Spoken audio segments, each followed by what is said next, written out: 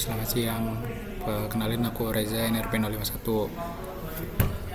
Aku ngerjain soal nomor 1. Jadi buat soalnya itu, nah ini kan udah di sini ya.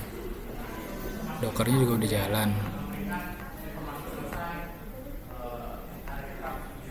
Nah, mungkin langsung aja nyoba yang ini yang di soal terakhir itu, buat ngetes persistensi dari datanya. Ini kalau di refresh tuh udah naik.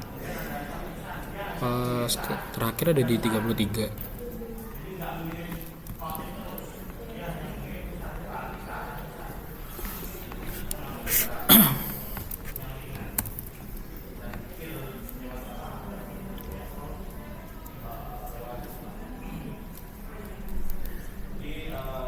Kok lama ya?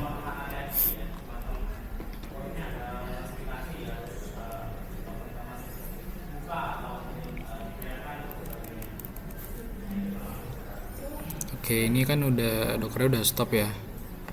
Nah, terus ini aku coba refresh lagi buat make sure aja. Nah, kan setnya Cambridge.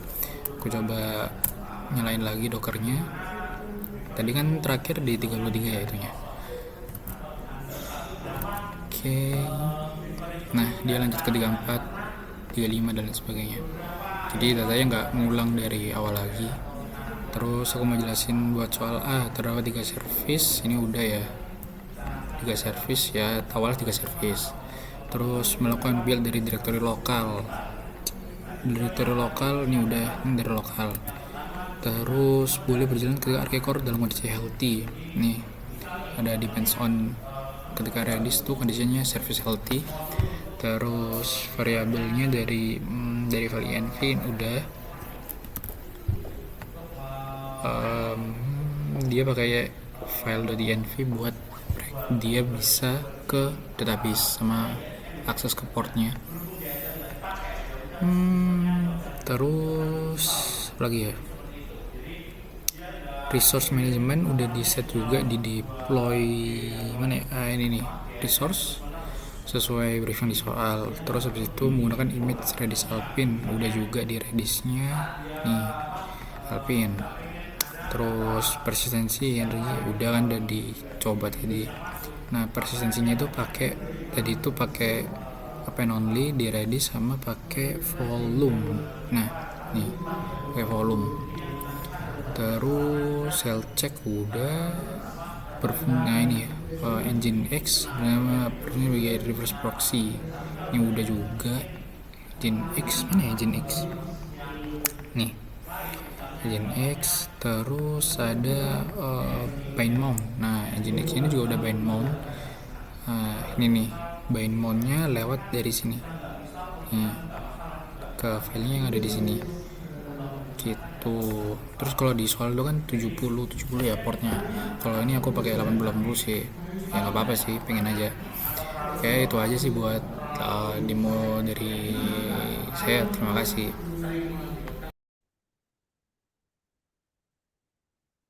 Oke, lanjut ke soal yang kedua.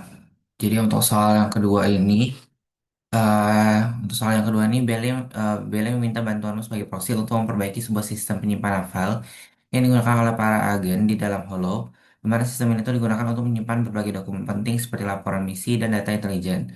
Nah, saat ini sistem sering gagal karena backend tidak dapat terhubung dengan layanan penyimpanan yang belum siap.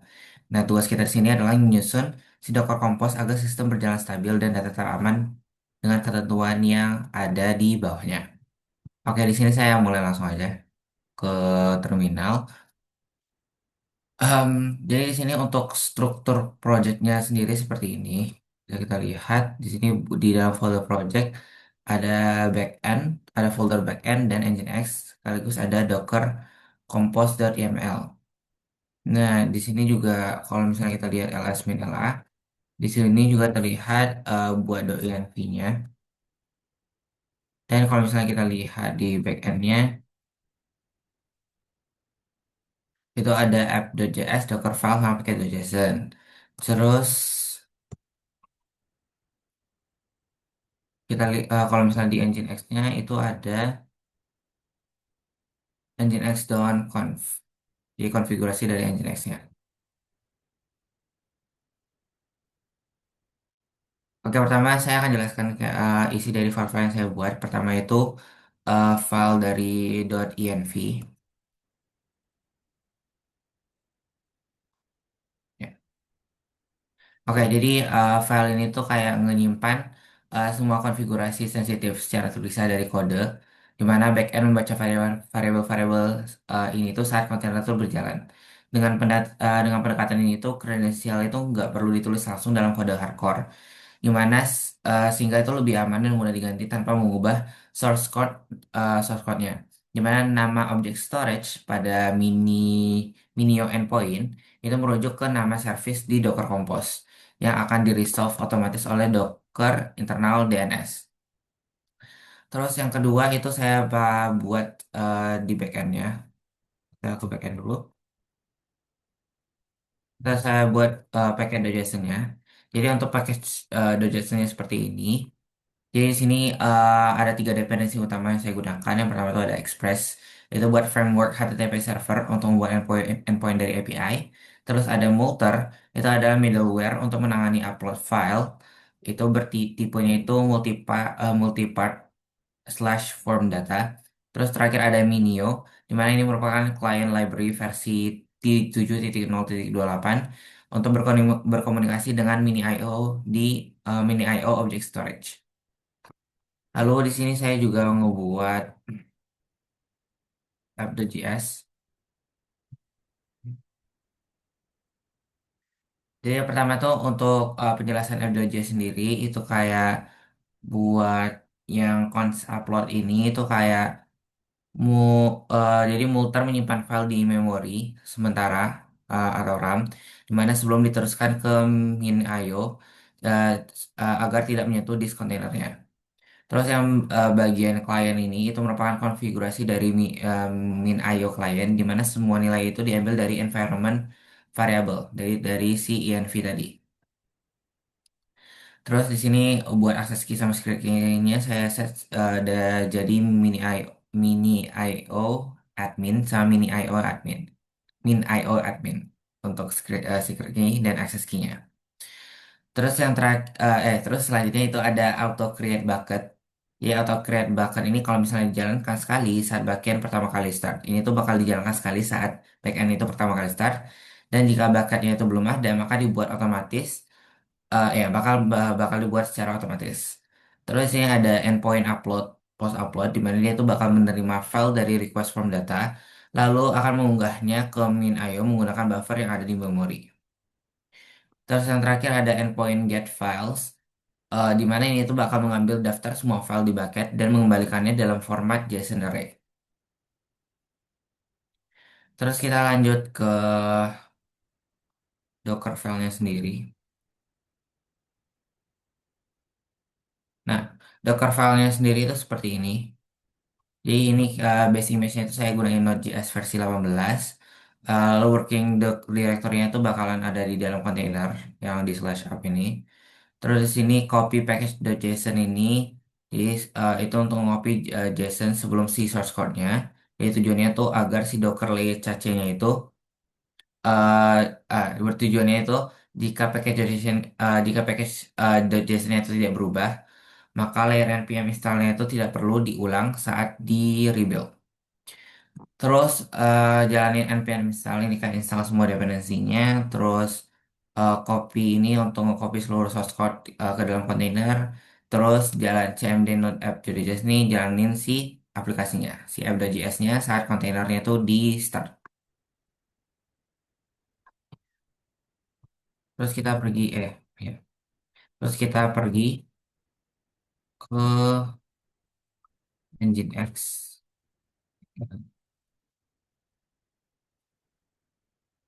Nah, terus di sini untuk konfigurasi Nginx-nya itu seperti ini. Jadi di sini Nginx-nya itu bakalan mendengarkan di port 80, itu port HTTP standar. Terus di sini kan ada tadi katanya itu upload di bagian bonus itu ada bisa upload di atas 2 MB. Nah, di sini saya bakal ngizinin upload file hingga 50 MB. Nah, hingga 50 MB, di mana default Nginx itu hanya 1 MB. Nah, tanpa ini itu tuh file yang lebih besar dari 1 MB itu bakalan ditolak dengan error 413. Terus ini untuk location ini, jadi semua request itu bakal diteruskan ke service backend, di mana backend itu bakal di resolve oleh Docker internal si DNS. Terus lanjut ke file berikutnya yaitu Docker Compose YAML. Ya.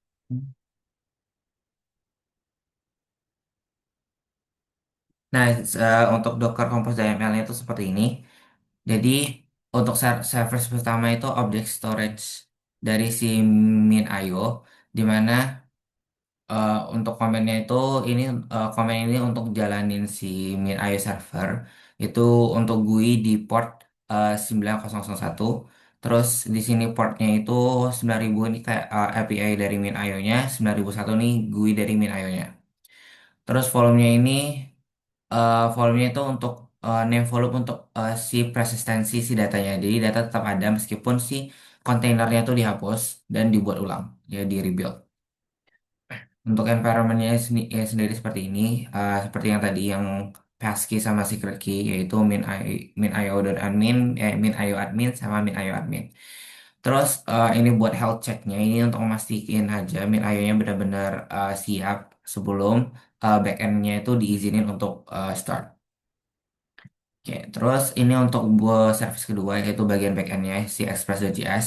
Untuk pertama itu ada env file-nya itu untuk injek semua variabel dari .env ke dalam kontainernya. Terus ada dapetan sys on ini kayak backend hanya start setelah object store-nya healthy. Jadi ini untuk mencegah si backend-nya itu crash karena min.io itu belum eh, karena min.io belum siap. Terus nah, di sini tuh nggak ada port. Kenapa? Karena backendnya itu agar si backendnya itu nggak ke expose di hostnya. Jadi semua aksesnya itu harus melalui Nginx. Jadi ya supaya lebih aman. Terus yang terakhir ada service yang ketiga itu ada Nginx. Jadi di sini portnya itu 8080. Jadi ini adalah satu-satunya pintu masuk dan keluarnya. Terus ya, ini untuk volume dan networknya ini bagian terakhir. Jadi volumenya itu adalah min min IO data, di mana itu bakal dikelola Docker dan agar si data yang persisten tadi. Terus untuk networknya itu up network, jadi semua service-nya akan dalam satu network yang sama. Ya. Oke, mungkin itu semua isi file yang saya udah siapin. Sekarang kita bakal jalanin si service-nya. Oke, sini kita bakal Docker compose. Oke, oke, pertama kita build dulu.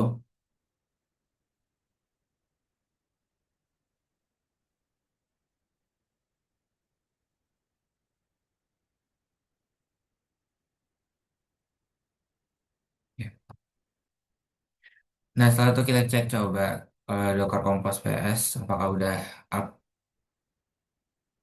Oke, udah ya ini statusnya up. Kita clear dulu. Terus di sini bakalan eh, mari kita coba cek log backendnya dulu untuk ngekonfirmasi si backendnya itu terbuat atau enggak. Di sini pakai Docker Compose logs backend. Docker Compose log. Nah, di sini bisa kita lihat backendnya udah running. Oke, untuk yang kedua itu kita akses di browser. Kita bakal akses di browser.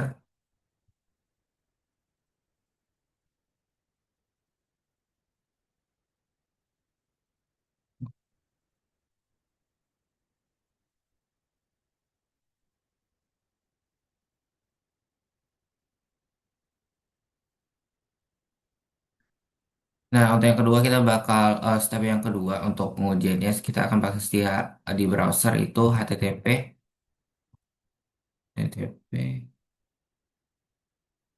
localhost portnya tadi buat min IO GUI itu 901. Oke, kita udah berhasil login ke Min.io GUI-nya. Setelah itu kita akses menggunakan password, menggunakan passkey sama secret key tadi yaitu Min.io admin sama Min.io admin. Ini kita tinggal login aja.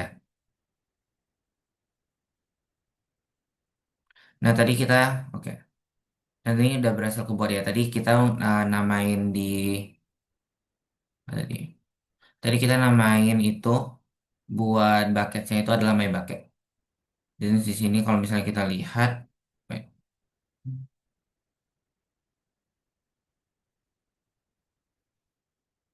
ya, di sini eh, tadi kita namainnya tuh My Bucket. Ini untuk ini percobaan yang sebelumnya. Jadi di sini udah ada My Bucket. Karena My Bucket itu yang untuk nama bucketnya. Terus kita disuruh untuk ngupload file. Nah di sini saya akan upload file itu menggunakan Postman. Jadi di sini pakai post http localhost slash upload. Terus kita bakalan eh, di sini itu key-nya itu kita set file. Terus kita bakalan upload. Oke. Nah, di sini saya akan bakal upload file yang di bawah 1 MB dulu. Ini kita coba upload ini aja. Ini saya upload. Oke, udah berhasil diupload. Terus eh, kita cek lagi daftar filenya di http. Tadi http localhost. Tadi endpoint buat ngecek files, semua file itu di http localhost files. Nah, di sini kalau misalnya dilihat itu last standing man yang saya upload tadi udah masuk. Terus yang dua ini tuh merupakan percobaan yang uh, percobaan di awal. Terus di sini kita juga disuruh untuk verifikasi di Minayo GUI-nya. Jadi sini kita balik ke localhost-nya. Terus kita cek di bagian My Bucket.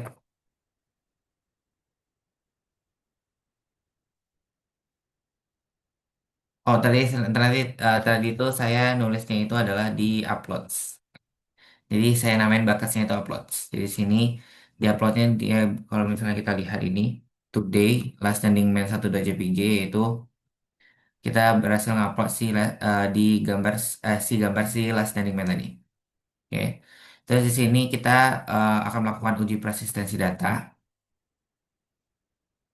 Itu pakai kita matiin dulu dockernya, docker compose down. Nah, habis itu kita build lagi docker compose. Compose.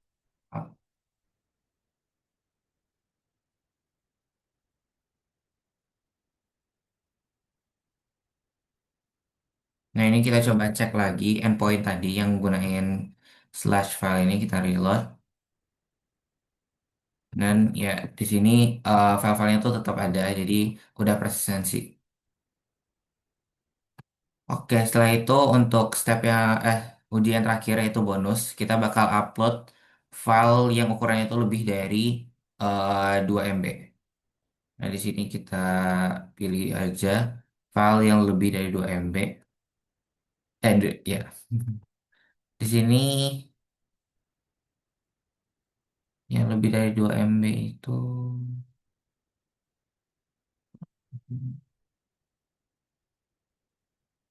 ini aja. Ini saya akan pakai file ini untuk karena kalau misalnya kita lihat di sini size-nya itu 2,89 MB, jadi saya akan pakai file ini untuk ngecoba ini. Di sini kita langsung aja upload untuk ya langsung aja upload. Dan ya di sini udah berhasil ke upload dan kalau misalnya kita lihat di sini, aduh, kita misalnya lihat di endpoint-nya.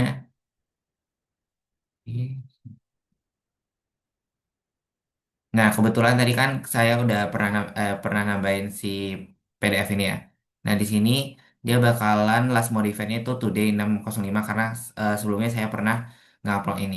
Dan ini kita lihat sendiri di sini filenya berhasil ke-upload dengan ukuran size-nya itu di 2,9 MB. Sesuai dengan yang diminta oleh soal di bagian yang bonus yaitu untuk mengunggah file yang berukuran lebih besar dari 2 MB dan berhasil. Mungkin sekian dari demonstrasi saya untuk soal yang kedua. Untuk selanjutnya soal yang ketiga akan dilanjutkan oleh teman saya. Terima kasih.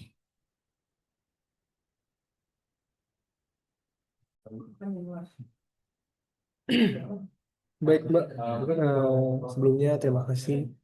Sebelumnya saya akan melanjutkan dari soal teman saya. Saya akan melanjutkan soal nomor 3, yaitu di sini kita disuruh untuk membuat pertama-tama sebuah sistem identitas digital. Yang pertama langsung saja buat eh, suatu folder seperti ini, di mana bisa kita lihat udah disiapin. Dan setelah itu kita harus menyiapkan sebuah file SQL untuk mengikat database. Dan di sini saya sudah buat.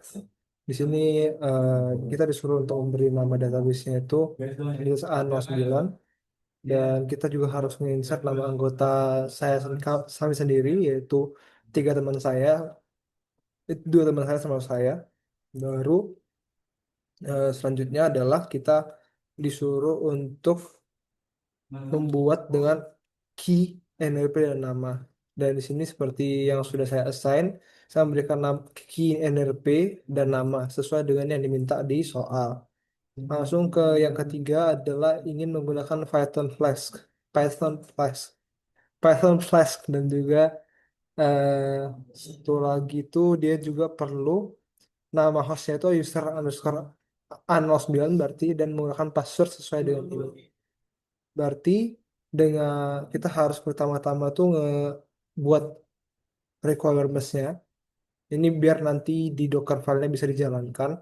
Dimana kan Docker file itu kan tujuan buat sebuah image. Jadi nanti si image-nya itu bisa nge-download requirement ini. Nah, di mana di Docker file-nya itu kita udah nge-input base image-nya Python ini seperti ini, dan work directory itu kita ambil dari web, dan dia kan nge-copy, ngesalin hasilnya, dan juga dia nge-run apa yang ada di requirements.txt ini. Dan hasilnya akan menggunakan port 5000. Oke, lanjut ke eh, mungkin bisa langsung saya jelaskan di bagian Python-nya, di mana di sini kita disuruh untuk membuat password. Nah, di sini passwordnya kita berikan passwordnya, dan kita akan ini kita pakai MySQL Connector biar kita bisa menghubungkan ke database yang ada di file setup SQL. Jadi kita akan menggunakan database yang sama dengan yang kita assign namanya, yaitu identitas A09, identitas A09. Nah, di sini kita harus mengimport juga MySQL Connector biar dia bisa terhubung.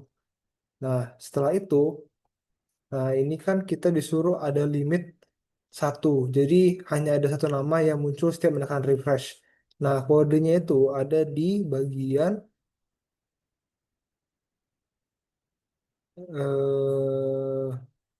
sini.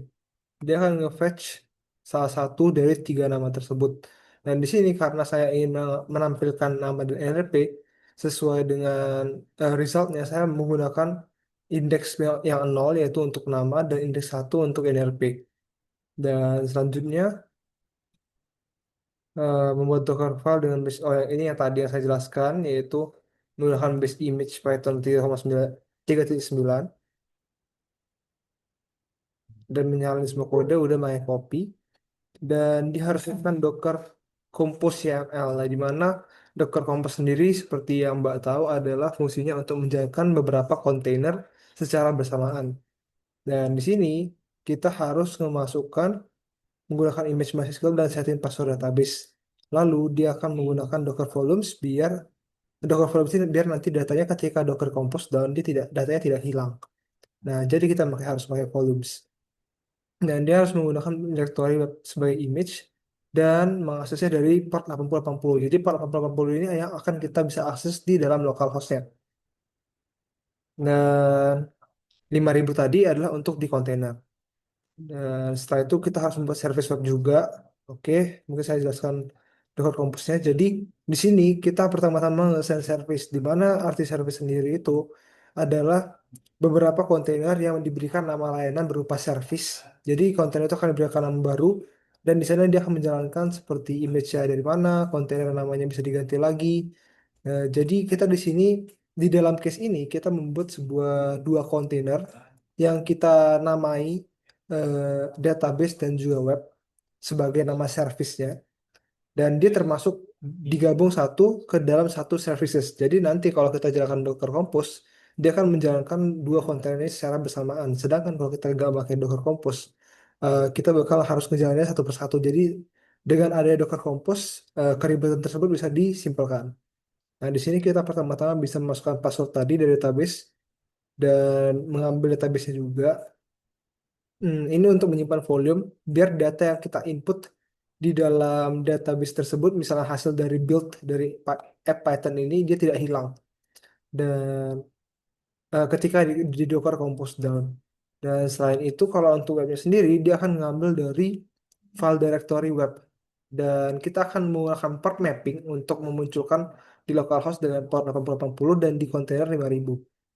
Lalu, nah networks ini apa sih? Jadi networks ini adalah sebuah jaringan yang akan menghubungkan kedua kontainer tersebut untuk saling berkomunikasi. Jadi ntar dia bisa saling terhubung antara web dan juga database. Nah ini untuk nyimpan volume ya data-datanya. Oke, jadi kita harus bisa memunculkan output seperti ini. Jadi kita bisa pertama-tama Docker Compose PS dulu. Ini tidak ada, jadi yang pertama kita harus mengecek pertama-tama path-nya harus benar di dalam folder root yang mewakili berbagai data. Lalu kita bisa menggunakan command docker compose up min d yang mana artinya min d itu detach. Nah, kalau sudah jadi kita harus ngecek dulu apakah sudah jalan dengan PS. Ini sudah jalan jadi dua kontainer ini. Nah, inilah makanya kita memakai docker compose karena kalau pakai Docker Compose tuh kedua kontainer itu bisa berjalan secara bersamaan. Sedangkan kalau kita nggak pakai Docker Compose harus satu persatu atau manual. Oke, kita bisa ngecek dulu dari eh, localhost-nya.